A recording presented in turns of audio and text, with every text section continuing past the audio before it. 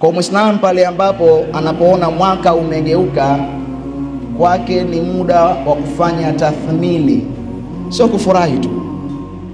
Afanye tathmini mwaka uliopita, yepi mazuri, yepi katika mipango yake ambayo aliipanga amefanikisha, na yepi katika mipango yake ambayo aliipanga hakufanikisha. Amefaidika vipi na mwaka huu ambao umeisha, na amepata hasara na kiasi gani kwa mwaka huu ulioisha. Na je, mwaka ambao unakuja anajipanga vipi Muislamu huyu, kama Allah subhanahu wa ta'ala atamruzuku hai wa kuendelea kuishi katika mwaka huu. Haya ndio mambo ya msingi Muislamu anatakiwa ayazingatie kila pale ambapo kunakuwa na mgeuko wa miaka. Hakuwa mwanadamu ila rakibun dhahara umrihi ala safarin yufnihi bil yaumi wa shahri. Hakuwa mwanadamu isipokuwa amepanda mgongo wake.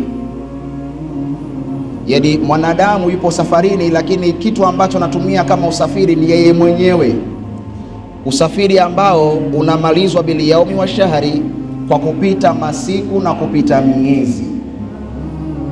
Yabitu wa yudhiku la yaumin wa laila. Muislamu huyo, mwanadamu huyo, anaingiwa na usiku na anaamka asubuhi kila siku na kila mchana.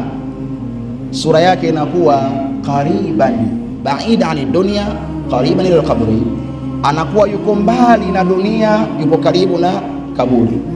Kwa maana masiku yanavyokimbia ni ishara ya kwamba umri wetu pia unaisha.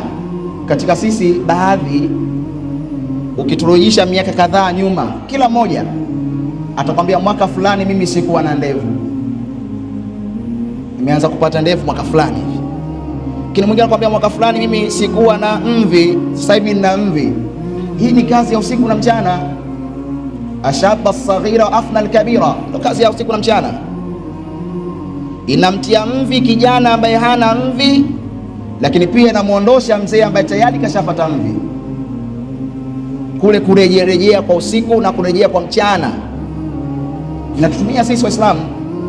Mwanadamu, jua kwamba unatumika na wakati, unatumika na muda wako, basi nawe utumie huo muda wako, tumia wakati wako vizuri, kwa sababu katika sisi hakuna hata mmoja ambaye ana hakika ya kwamba ataishi milele. Hakuna.